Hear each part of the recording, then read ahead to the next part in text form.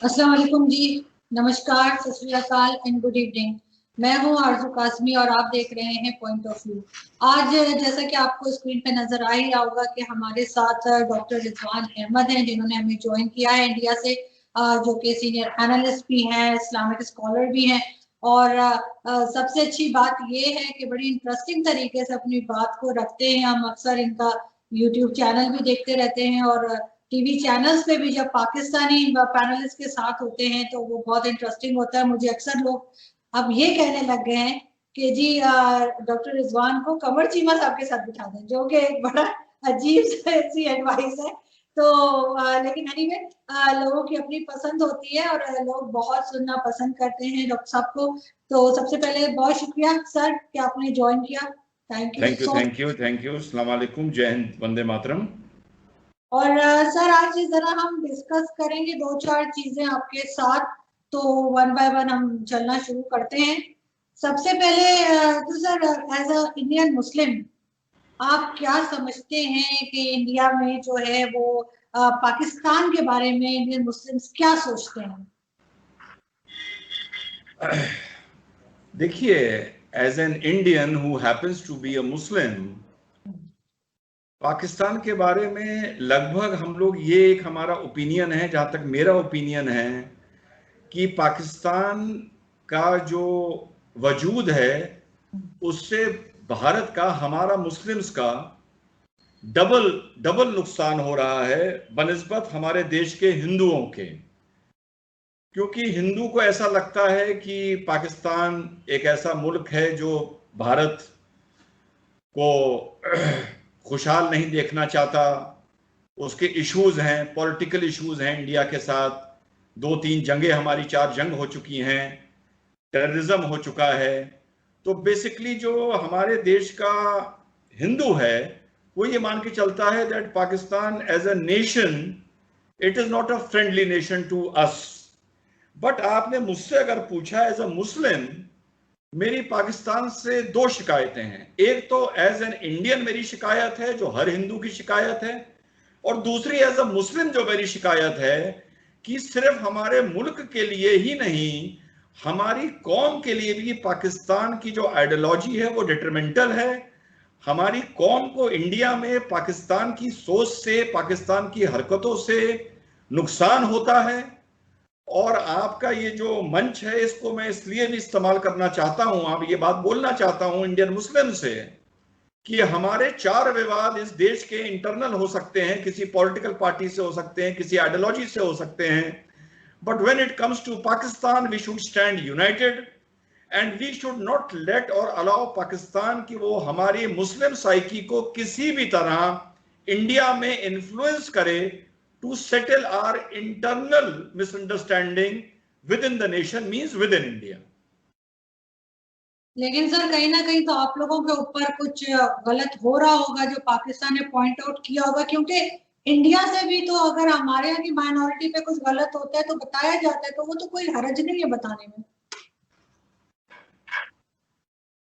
देखिए, जहां तक मेजॉरिटी की माइनॉरिटी को हैंडलिंग की बात है, मेजॉरिटी की माइनॉरिटी को, so with due respect to you, you are a wonderful person. Actually India Pakistan एक डिफरेंट ऑर्बिट में है। We are nations, so we are revolving in this world, in geopolitical जो हमारी सिचुएशन है दुनिया की, उसमें पाकिस्तान का भी एक अस्तित्व है, I can not deny it, India का भी है। But handling the minorities, we are in different orbits. तो हम लोग पाकिस्तान के मेजॉरिटी वहां की माइनॉरिटी से जिस तरह से बिहेव करती है, उसको इंडिया की मेजॉरिटी अपनी माइनॉरिटी से जिस तरह बिहेव करती है, इन दोनों चीजों को एक्चुअली कंपेयर नहीं करा जा सकता। अब इसको आप एक कॉम्प्लीमेंट भी मान सकते हैं और आप इसको एक रिमार्क भी मान सकते हैं, लेकिन इन दोनों चीजों को बस कंपेयर नहीं करा जा सकता। अगर हम इन दोनों की हैंडलिंग को टुवर्ड्स योर माइनॉरिटी अगर हम कंपेयर करेंगे तो हम लॉजिक को डिससर्विस करेंगे, which I really don't want to do. तो सर आपके ख्याल से रिलेशंस अच्छे कभी नहीं हो सकते? जैसे पाकिस्तानी आर्टिस्ट इंडिया जाते हैं, आपके ख्याल से जाना चाहिए इंडियन फिल्म्स में, उनको काम करना चाहिए, उनको बुलाना चाहिए इंडियंस को? देखिए, बड़ी आसानी से एक बात बता दूं, जब दो कुनबे होते हैं, हमारा एक कुनबा है भारत हिंदुस्तान, आपका एक कुनबा है पाकिस्तान, मैं दोनों का सम्मान करता हूं। ऐसा नहीं है कि आपने मुझे इस मंच पे बुला लिया है तो मैं इसको एज एन अपॉर्चुनिटी यूज करूं कि भाई मैं कुछ ऐसा बोलूं जो यहाँ की पब्लिक को अपील करे या पाकिस्तानियों को बुरा लगे। नो, ये मेरा कभी एटीट्यूड नहीं रहता, यू नो दैट। आपकी मुझसे शायद 2 बार बात हो चुकी है। देखिए, हमारे 2 कुनबे हैं, अगर एक कुनबे में दूसरे कुनबे का कोई आदमी आके किसी को कत्ल कर देता है, तो जिस कुनबे का आदमी कत्ल होता है उसकी क्या जिम्मेदारी है? उसकी यह जिम्मेदारी है कि दूसरे कुनबे से वो दूर रहे। अब जरूरी नहीं कि दूसरे कुनबे का हर आदमी कातिल हो, ये जरूरी नहीं है, लेकिन एक कॉमन सेंस ये कहती है कि भैया तुमने हमारे कुनबे का एक भाई को कत्ल किया है, एक भाई को, इसलिए हम तुमसे दूर रहना चाहते हैं किसी भी फॉर्म में। ये बात आप भी सोच सकते हैं। अगर आपको ऐसा लगता है कि हिंदुस्तान की गवर्नमेंट्स ने over a period of time पाकिस्तानियों को, इनोसेंट पाकिस्तानियों को मरवाया, तो आप भी ऐसा सोचिए, ये आपकी लिबर्टी है। I am not here to impress my opinion over you. तो ये बात हुई एक कत्ल की। मेरा ये मानना है कि सन 50 के बाद अगर हम सारी जंगें देख लें, हम कारगिल देख लें, हम पंजाब का टेररिज्म देख लें, हम कश्मीर का टेररिज्म देख लें, हम भारत में जो टेररिज्म हुआ उसको देख लें, तो हमारे फौजी मिला के, हमारे बेगुनाहों को मिला के, कश्मीरी भाइयों को मिला के, पंजाबी हिंदुओं को बुला के, सबको मिला के कम से कम 1.5 लाख हमारे कुनबे के ऐसे भाई हैं बेगुनाह, जिनको मैं मानता हूं कि पाकिस्तान की वजह से कत्ल किया गया है। सो आप एक कॉमन सेंस से बताइए कि अगर एक कुनबे का आदमी दूसरे कुनबे के आदमी को कत्ल करेगा और मेरी यहां कोई शादी होगी, तो क्या मैं कत्ल करने वाले कुनबे से ऑर्केस्ट्रा पार्टी बुलाऊंगा अपनी शादी में परफॉर्म करने के लिए? भले ऑर्केस्ट्रा पार्टी में कोई भी कातिल ना हो, लेकिन मैं नहीं बुलाऊंगा। तो भारत मेरा कुनबा है। मैं ये मानता हूं कि आपके कुनबे ने मेरे कुनबे के बेगुनाहों का कत्ल कराया और करवाया है, इसलिए आपके कुनबे से हर तरीके से मैं पर्सनली तौर पे as an Indian and as an Indian Muslim दूर रहना चाहता हूं। इसलिए मैं आपके स्टार से भी दूर रहना चाहता हूं, आपके कलाकार से भी दूर रहना चाहता हूं, आपके क्रिकेटर से भी दूर रहना चाहता हूं। बहुत अच्छे क्रिकेटर हैं, बहुत अच्छे स्टार हैं, बहुत अच्छा गाते हैं, बहुत अच्छा नाचते हैं, वेरी गुड। लेकिन अगर मेरी गवर्नमेंट एक ऐसी पॉलिसी बनाए कि किसी भी कंडीशन में आपके कुनबे का आदमी हमारे कुनबे में नहीं आएगा, तो I will always welcome it. और दूसरी बात, एक दूसरा ऑप्शन भी आपको देता हूं। अगर किसी आपके कलाकार को भारत आना है, तो my government should have a simple policy कि आप आइए, या परफॉर्म करिए, पैसा कमाइए, बहुत अच्छी बात है, बहुत अच्छी बात है। पूरी दुनिया एक ग्लोब है, it is an open world now. लेकिन इसका एक पैरामीटर होना चाहिए कि आपका कोई भी जब यहां कलाकार आएगा, ही शुड एडमिट कि yes, Pakistan nurtures and exports terror. अगर वो ये बात बोलता है, वी कैन वेलकम हिम। अगर वो नहीं बोलता है, तो we should not welcome him. मेरी ये एटीट्यूड पिछले 20 साल से है, और चाहे यूपीए की गवर्नमेंट हो, चाहे एनडीए की गवर्नमेंट हो, मेरी इन दोनों गवर्नमेंट से ये शिकायत रहती है कि पाकिस्तान को हम लोग उस तरह हैंडल नहीं करते जिस तरह उस कुनबे को करना चाहिए जिसने हमारे कुनबे के 1.5 लाख आदमी शहीद किए हैं। लेकिन सर, आप लोग अपने यहाँ नहीं देखते कि आपके यहाँ कश्मीर में लोग खुद उठ रहे हैं, जो पाकिस्तान कहता है, पाकिस्तान ये कहता है कि कश्मीर में जिस तरह के लॉकडाउन चल रहे हैं, जिस तरह का जुल्म भारतीय फौज कर रही है, उसकी वजह से वहां से लोग जो उठते हैं, तहरीकें उठती हैं, जो मूवमेंट्स उठती हैं, जो वो प्रोटेस्ट करते हैं, उसके रिजल्ट में ये सारी डेथ्स होती है जो आप बता रहे हैं, लेकिन आप पाकिस्तान को ब्लेम कर देते हैं। यानी आपकी वजह से कारगिल भी इस वजह से हुआ था कि कारगिल में सारे कश्मीरी लड़के पहाड़ों पर चढ़ के बैठ गए थे। आपके हिसाब से पंजाब टेरर भी कश्मीर की वजह से हुआ था। आपकी वजह से हिंदुस्तान में जितना टेरर फैला वो भी कश्मीर की वजह से हुआ था। देखिए, यही तो मैं आरजू जी कह रहा हूं। आप अपने को डिफेंड क्यों कर रही हैं? बिल्कुल ना डिफेंड करिए। मेरा सिंपल सा कहना यह है कि पहले भी मैंने कहा कि आपको अगर हमारे कंट्री से शिकायत है, अगर आपके कलाकारों को वो कलमा पढ़ते हैं, अल्लाह पे यकीन करते हैं, अगर उनके लगता है कि हिंदुस्तान के काफिर, हिंदुस्तान की फौज कश्मीरियों पे जुल्म कर रही है तो उनको तो वैसे ही हिंदुस्तान नहीं आना चाहिए, वो आते क्यों हैं? उन्हें नहीं आना। यही तो मेरा आर्गुमेंट है देखिए आपसे, कि अगर आप मानते हैं कि हम किसी मुसलमानों पर यहां जुल्म कर रहे हैं तो आप हमारे मुल्क नाचने गाने ना आइए ना। यही तो मेरा लॉजिक था जो मैंने आपसे बोली, जब रिश्ते खराब हैं तो ना आइए, क्या जरूरत है आने की। सही, बिल्कुल। लेकिन सर, इसी पे अगर हम चाइना की तरफ चलें, और चाइना ने क्या किया आपके साथ 62 के बाद? अब फिर चाइना जो है वो उसी तरीके से, चाइना और आपकी टेंशन चल रही है, और उसमें भी आप पाकिस्तान को इन्वॉल्व कर रहे हैं। उसमें भी आप यहाँ से कहा जा रहा है कि पाकिस्तान चाइना का साथ दे रहा है। नहीं नहीं, ये आपने, ये किसने कहा ये बात कि पाकिस्तान, आई रियली डोंट नो, शायद मुझसे आप बोल रही हैं तो सही बोल रही होंगी। देखिए, जहां तक चाइना की बात है, कोविड के चलते हमारी जो स्प्रिंग एक्सरसाइजेज लद्दाख में होती थी वो नहीं हो पाई, वहां बर्फ पड़ी थी, बर्फ पिघल रही थी। रात के अंधेरों में जब हमारे फौजी तैनात नहीं थे, चाइना जो डिस्प्यूटेड एरिया, वो चाइना डिस्प्यूटेड एरिया जिसको बोलता है, वहां पर घुस आया। ठीक, अब हाल में पैंगोंग के साउथ शोर पे, साउथ पैंगोंग में आज से 15 दिन पहले चाइना ने घुसने की कोशिश करी जब हमारे फौजी वहां तैनात थे। तो क्या चाइना वहां पर घुस पाया? हमारे फौजी जब से, जिस दिन से एक्टिव हुए हैं, क्या चाइना 1 स्क्वायर इंच भी हमारी जगह ले पाया? चाइना ने हमारे साथ कुछ भी किया हो, आप ये लोग ये बात देखिए कि हमारी गवर्नमेंट चाइना का जवाब क्या दे रही है। Soldier to soldier, weapon to weapon, tank to tank, field gun to field gun, हम मैन टू मैन का उनके साथ जवाब दे रहे हैं। तब से लेके आज तक आपको हमारे डिफेंस मिनिस्टर, आपको हमारे प्राइम मिनिस्टर की किसी भी बात में ऐसा लगा हो वो हैरान परेशान हैं, घबरा रहे हैं, पीछे हट रहे हैं, अमेरिका से कह रहे हैं कि हमारा सेटलमेंट करवा दो, यूनाइटेड नेशन से कह रहे हैं कि हमारा सेटलमेंट करा दो, तब आप तो ये बात कह सकती हैं कि चाइना ने हमारे साथ क्या कहा।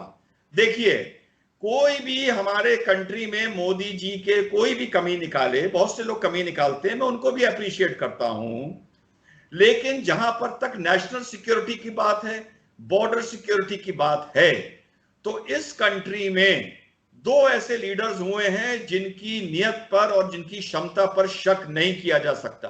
2 लीडर। मैं देखिए एक न्यूट्रल कमेंटेटर हूं, ओके, ना मैं सेकुलर कमेंटेटर हूं, ना मैं राइट विंग का कमेंटेटर हूं, I am an Indian commentator. 2 leader, एक इंदिरा गांधी, दूसरे नरेंद्र मोदी। जब तक इंदिरा गांधी हमारे साथ थी तो हमारे बॉर्डर्स और हमारी इंटरनल सिक्योरिटी सेफ थी। चाहे आप सिक्किम उठा के देख लें, चाहे ऑपरेशन ब्लू स्टार देख लें, चाहे 71 देख लें।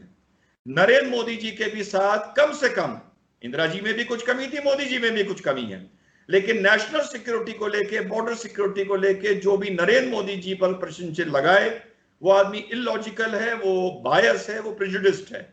तो जब तक नरेंद्र मोदी जी कुर्सी पर बैठे हैं, जब हमारे फौजी तैनात हैं, चाइना 1 स्क्वायर इंच अंदर नहीं आ सकता, और अगर आने की कोशिश करेगा, मैं कभी भी वॉर को प्रमोट नहीं करता हूं, एडवोकेसी नहीं करता हूं, रेटोरिक नहीं करता हूं। पाकिस्तान के लिए भी याद है, मैंने एक बार आपसे ये कहा था कि जो भी पाकिस्तान से वॉर की बात करते हैं वो गलत करते हैं, इफ यू रिमेंबर, मैंने आपसे बात बोली थी।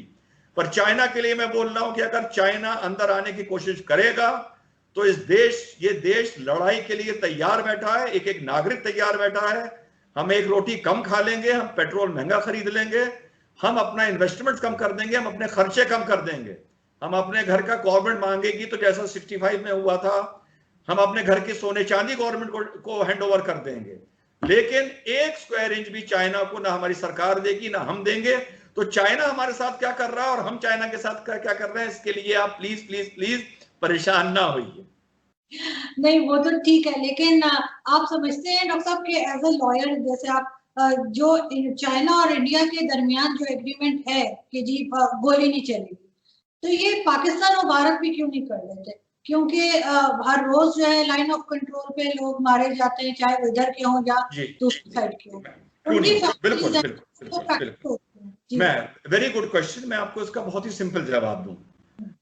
देखिए, चाइना हमारा लाख दुश्मन हो जाए, लाख दुश्मन, but China is a regular nation with a single power centre.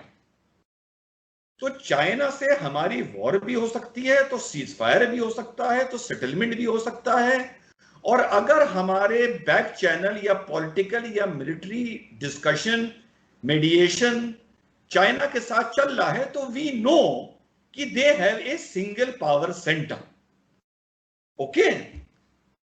But unlike Pakistan के साथ देखिए, आप लोगों की सबसे बड़ी प्रॉब्लम एज ए नेशन जो है वो ये है कि आप लोगों की यहां कोई सिंगल पावर सेंटर नहीं है जिससे हमारी गवर्नमेंट बात करके एक लॉजिकल कंक्लूजन तक पहुंचे।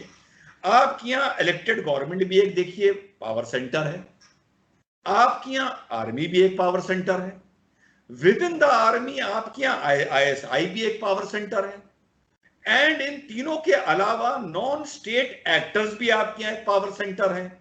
अब जब कारगिल का युद्ध लड़ा गया और 3000 आपके, मैं चलिए उनको इज्जत देने के लिए आपका चैनल है, लड़ा के ही बोल देता हूं, टेररिस्ट नहीं बोलूंगा, प्राइवेट लोग, सिविलियन लोग आके कारगिल की पहाड़ियों पर बैठ गए, तो आप ही के प्राइम मिनिस्टर ये कह रहे थे कि भाई मुझे तो पता ही नहीं था कि ये हो रहा है। आपके प्राइम मिनिस्टर, मेरे प्राइम मिनिस्टर नहीं। तो यू शुड वेल अंडरस्टैंड कि आपका स्टेट ऑफ गवर्नेंस क्या है, कि आपकी आर्मी, आपकी ISI 3000 लड़ाके उनको वेपन्स देके, गोलियां, खाना रसद देके एक दूसरे के बॉर्डर पर भेज देते हैं और वहां से वो गोलीबारी शुरू कर देते हैं, और आपका प्राइम मिनिस्टर कहता है कि मुझे पता ही नहीं क्या हो रहा है। तो ऐसी कंट्री के साथ कोई भी कंट्री मोहतरमा डील नहीं कर सकती, चाइना के साथ कर सकती है, चाहे वो हमारा लाख दुश्मन हो जाए। सर, जैसे FATF अभी आ रहा है अक्टूबर में और पाकिस्तान ग्रे लिस्ट में है, लेकिन पाकिस्तान को जो टेररिज्म का बार बार कहा जाता है उस पे यानी एलिगेशंस लगती हैं, तो वो तो बहुत हमने खुद भी भुगता है और हमने अफगानिस्तान की वजह से भी हम अभी तक उसको फेस कर रहे हैं। तो आपको क्या लगता है कि FATF के अनाउंसमेंट से पहले पाकिस्तान ने काफी सारे लोगों को बंद भी किया है, हाफिज सईद और मसूद अजहर, इस तरह के नाम जो आ रहे थे, आपको लगता है कि कुछ बेहतरी होगी, कुछ आगे बढ़ेंगे? देखिए, मेरे घर के बबूल में, मेरे घर के बगल में पड़ोसी के यहाँ एक बहुत बड़ा बबूल का झाड़ है। अब गवर्नमेंट ने यह कहा कि भैया कोई भी आदमी बबूल नहीं उगाएगा जिससे पड़ोसियों को परेशानी होती है, और घर घर जाके हम चेक करेंगे। तो जब मेरे पड़ोसी को यह पता चला कि घर की चेकिंग होने वाली है, तो उसने अपने बबूल के जो कांटे होते हैं, बबूल कांटों से पहचाना जाता है, उसने कटर लेके पूरे बबूल के कांटे काट दिए कि देखो भैया मेरे यहां तो बबूल है ही नहीं। तो जब अगली बरसात पड़ेगी फिर से कांटे निकल आएंगे। मुझे पता है कि मेरे पड़ोसी ने अपनी मानसिकता में बबूल बो रखा है मेरे देश के प्रति। अब वो थोड़े दिन का ड्रामा करने के लिए, सैंक्शन ना लगे, ये परेशानी ना हो, वो परेशानी ना हो, ये कांटा काट दे, ये वो कांटा काट दे, उसको अरेस्ट कर ले, उसको जेल में भेज दे, उसको हाउस अरेस्ट कर ले, किसी को बैन कर दे। ये वैसा ही है जैसे टेम्परेरी तौर पे बबूल के आप कांटे काटिए, बरसात होगी फिर कांटे निकल आएंगे। जब ये FATA की प्रॉब्लम हटेगी, जो आपके यहाँ 3 नॉन स्टेट एक्टर्स हैं, एक नॉन स्टेट एक्टर है पावर सेंटर, एक आर्मी है, एक ISI है, फिर ये उस बबूल के पेड़ में रसद डालेगी, खाद डालेगी, पानी डालेगी, फिर कांटे निकल आएंगे। तो FATA पाकिस्तान के साथ क्या करता है, ग्रे में रखता है, व्हाइट में रखता है, ब्लैक में रखता है, या कोई भी ऑर्गेनाइजेशन, एज ए कमेंटेटर ये मेरा सब्जेक्ट नहीं है। वो इस बारे नहीं है क्योंकि मुझे पाकिस्तान की नीयत के बारे में तो पता है ना। आप किसी भी लिस्ट में चले जाइए, ग्रे में, व्हाइट में, ब्लैक में, नीयत मुझे पता है। जहनियत में बबूल उगा हुआ है, आज नहीं ना कल फिर उनके कांटे मेरे देश में आएंगे, मुझे चुभेंगे, मेरे भारतवासियों को चुभेंगे। तो पाकिस्तान चाहे जितना भी कोशिश कर ले, ड्रामा कर ले, मैं चाइना पर यकीन करूंगा, मैं इंडिया का कोई और दुश्मन, अफगानिस्तान पर भी यकीन करूंगा, मैं इराक पे यकीन करूंगा, मैं बांग्लादेश पर यकीन करूंगा, मैं सऊदी पर भी यकीन कर सकता हूं, UAE पे कर सकता हूं, लेकिन पाकिस्तान पर एज अ कमेंटेटर ना मुझे कभी यकीन था, ना है, और ना कभी होगा। ये मेरा यकीन है कि जो भी गवर्नमेंट पाकिस्तान से रिश्ते सुधारने की बात करेगी, चाहे UPA हो, चाहे NDA हो, वो नादान है, उसे मुझसे पहले बात करनी चाहिए। मैं मना कर दूंगा भाई ये बेवकूफी बिल्कुल ना करो। और अगर मोदी जी भी पाकिस्तान से रिश्ते सुधारने की बात करेंगे तो एक आवाज मोदी जी के खिलाफ गारंटेड है इस देश से उठेगी, वो होगी डॉक्टर सैयद रिजवान अहमद एडवोकेट की। ये तो अब बहुत सख्त बात कर रहे हैं। मैं इतना ही सख्त हूं पाकिस्तान को लेके, जिसने 1.5 लाख मेरे बेगुनाहों को शहीद कर दिया, मेरी बहनों को बेवा कर दिया, मेरे देश के छोटे छोटे बच्चों को यतीम कर दिया, उस कुनबे के लिए मैं इतना ही सख्त हूं और इंशाल्लाह कब्र तक जाने तक मैं इतना ही सख्त रहूंगा। अगर 130 करोड़ हिंदुस्तानी भी मेरे खिलाफ हो गए तो मैं अपने कन्विक्शन से और अपने यकीन से बाल बराबर भी पीछे नहीं हटूंगा। मेरी तो ख्वाहिश है कि एक दिन आपका ये ओपिनियन चेंज हो। लेकिन सर, अभी थोड़े दिन पहले पाकिस्तान में शिया सुन्नी जो है वो एक टेंशन चल रही थी। आपके ख्याल से ऐसा क्यों होता है और क्या इसका इफेक्ट भारत पे भी पड़ सकता है? देखिए, जहां तक भारत की बात है, यहाँ पर शिया सुन्नी जो इश्यूज थे वो अगर आज भी मौजूद हैं, लेकिन वो सॉर्ट आउट होते जा रहे हैं, वो सॉल्व होते जा रहे हैं। जो हमारे लखनऊ एक बहुत बड़ा शिया सेंटर है नॉर्थ इंडिया का, यहाँ पर हर साल हर दूसरे साल कोई ना कोई ऐसा मुहर्रम में पथराव हो जाता था, लेकिन अब धीरे धीरे वो चीज़ सॉर्ट आउट हो गई है। गवर्नमेंट्स ने भी आपस में इस चीज़ को बहुत अच्छी तरह सेटल किया है।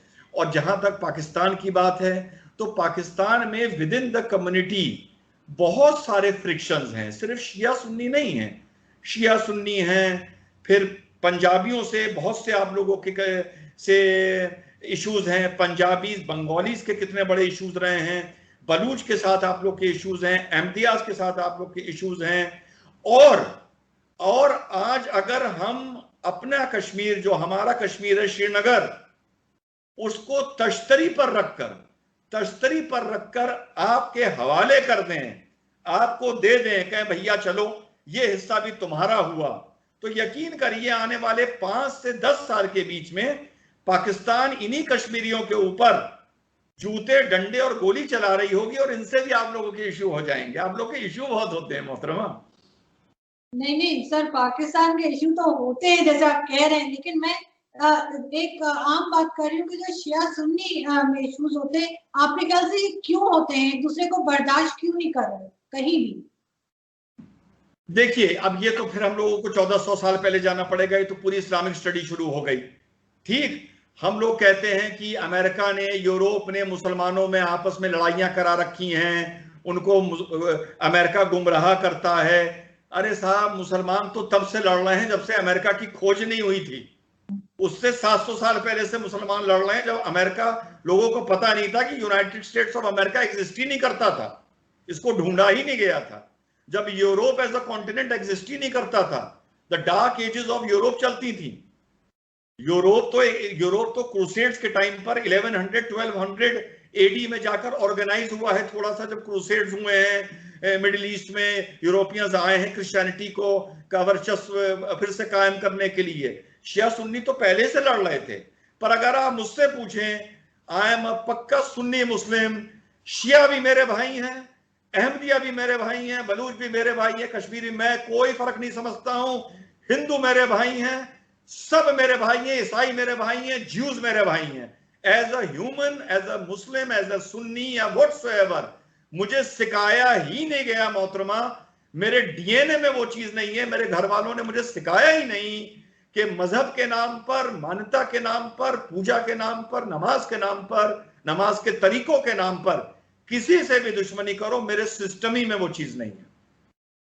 सर, आपने काफी सारे जो आपकी वीडियोस में देखती हूँ वो आपने उस पे भी की है, सुशांत सिंह राजपूत पे।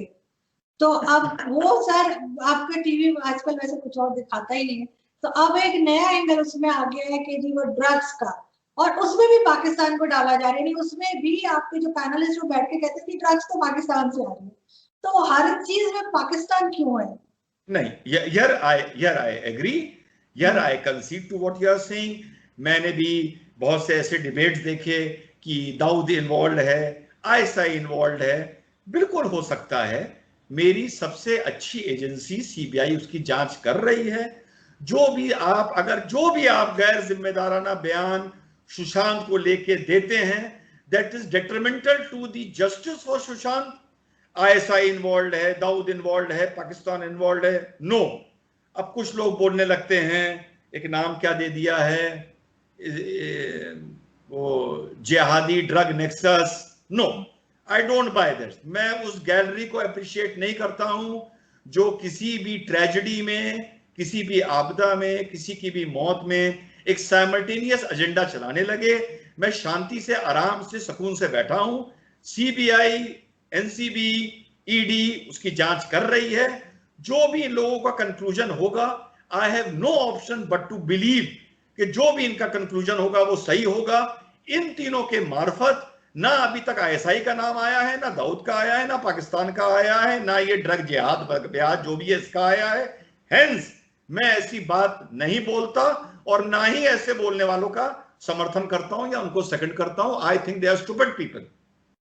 सर, लास्ट क्वेश्चन आपसे कि आप नहीं समझते कि दोनों कंट्रीज, पाकिस्तान और इंडिया, इनकी गवर्नमेंट जो कहकर आई है, जिससे उन्हें वोट मिला है कि आम आदमी की हालत बेहतर होगी, एजुकेशन, हेल्थ फैसिलिटीज, जो कुछ भी बेसिक नीड्स, वो नहीं कर पा रहे हैं। इसलिए ये बताते रहते हैं, हमें कहते हैं जी भारत हमला कर रहा है, भारत कहता है पाकिस्तान लाइन ऑफ कंट्रोल पे गलत कर रहा है और वायलेशन कर रहा है। आपको नहीं लगता ये दोनों जगह के लोगों को बेवकूफ बना रहे हैं? ओके, चलिए चलते चलते, मैंने इससे पहले भी आपसे एक बात बोली, I concede what you are saying, और आपकी इस बात के लिए भी मैं आपसे ये बोलता हूं कि I concede what you are saying. हर जगह लॉजिक और आर्गुमेंट देना for the sake of argument मैं इसलिए यकीन नहीं करता हूं। यस, कभी कभी हमें भी ये एहसास होता है कि पाकिस्तान को एक डिस्ट्रैक्शन की तरह एहसास होता है कभी कभी कि इसको यूज किया जाता है एक मुख्य मुद्दों से, मुख्य बातों से, मुख्य जो परेशानियां हैं, जो अहम परेशानियां हैं, उनसे दिमाग भटकाने के लिए। और मैं वहां पर भी इस चीज के खिलाफ ही बोलता हूं कि this is not the right approach for any government, और हम इस बात का एहसास करते हैं। लेकिन दैट डज नॉट मीन कि पाकिस्तान हमारे कंट्री के लिए तरह तरह से न्यूसेंस क्रिएट करने की नहीं सोचता। वो बिल्कुल सोचता है, लेकिन यस, कभी कभी कुछ मुद्दों पर राय का पहाड़ भी बनाया जाता है, और मैं इस बात से आपसे एग्री करता हूं। और जो भी अगर मुझसे ये इस बात से एग्री नहीं करेगा, तो I will tell him that I will think that he is bias and prejudice, क्योंकि मुझे ऐसा लगता है कि कभी कभी इसको एज अ डिस्ट्रैक्शन पाकिस्तान को यूज किया जाता है। सर, ऐसा हो सकता है कभी आपको लग रहा है कि पीपल टू पीपल कांटेक्ट होना चाहिए और कम से कम टूरिज्म दोनों कंट्रीज की ओपन होनी चाहिए कि एक दूसरे की मुल्क में जा सकें और टूरिज्म थोड़ी सी चल सके। बाकी चीजें तो जो डिफरेंसेस हैं वो तो है कश्मीर का, उसको अगर हम साइड पे थोड़ी देर के लिए कर दें, बाकी कुछ हो सकता है कि आपस में लोग आए जाएं और टूरिज्म स्पेशली। एक आपसे हाइपोथेटिकल बात कहूं, जैसे पूछा जाता है ना कभी मिस इंडिया या मिस वर्ल्ड होता है कि अगर आप एक दिन के लिए इंडिया के प्राइम मिनिस्टर बन जाएं तो आप क्या करेंगे। तो चलिए मान लेते हैं कि डॉक्टर सैयद रिजवान अहमद देश के एक दिन के लिए प्राइम मिनिस्टर बन गए। तो हाइपोथेटिकल बात है, मजाक की बात है, लेकिन गंभीरता से लीजिएगा कि अगर मेरा बस चले तो मैं अरेबियन सी, कच्छ से लेकर कश्मीर तक लोहे की सलाखें बिछवा दूं पूरे बॉर्डर पे पाकिस्तान के साथ, कि सिर्फ परिंदे और हवा उधर से आए और इधर से उधर जाए।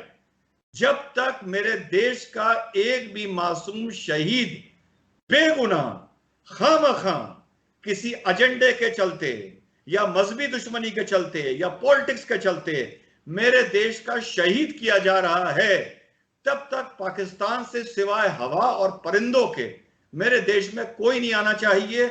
और जो भी गवर्नमेंट पाकिस्तान से दोस्ती को प्रमोट करती है या आगे करेगी, मैं उसके खिलाफ बोलूंगा। पाकिस्तान से हमारा मोहतरमा सिर्फ एक रिश्ता हो सकता है कि हमारा आपसे कोई रिश्ता नहीं हो सकता है जब तक आप हमारे बेगुनाहों का खून बहाती रहेंगी। सर, ये आपकी एलिगेशन है, आप तो ऐसे परिंदों से भी डर जाते हैं, कबूतर भी पकड़ लेते हैं आप। नहीं, वो इस मारे पकड़ लेते हैं ना, कबूतर के बहाने ड्रोन भेज देते हैं पिस्टल और AK-47 लेके। Thank you so much.